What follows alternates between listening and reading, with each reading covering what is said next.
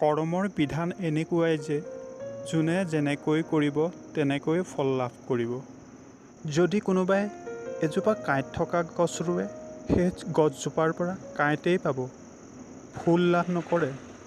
সৃষ্টিৰ এই নিয়ম আৰু বিধিৰ বিধান ভগৱন্তেও সলাব নোৱাৰে, কাৰণ ইয়াক সলাবলৈ গ'লে বিধি বিধান আৰু বিধতা তিনিও সংকটত পৰি যাব।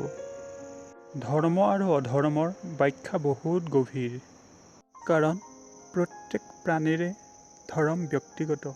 সময়, পৰিস্থিতি, উদ্দেশ্য আৰু ভাৱনাত্মক পালাত ধৰ্ম আৰু অধৰ্মক জোখা হয়। যেনেকৈ এটা কাৰ্যই ধৰ্মো হ'ব পাৰে, অধৰ্মো হ'ব পাৰে। উদাহৰণস্বৰূপে, কাৰোবাক হত্যা কৰা মহাপাপ, কিন্তু ধৰ্ম আৰু দেশ ৰক্ষাৰ বাবে কৰা হত্যা কেতিয়াও মহাপাপ হ'ব নোৱাৰে।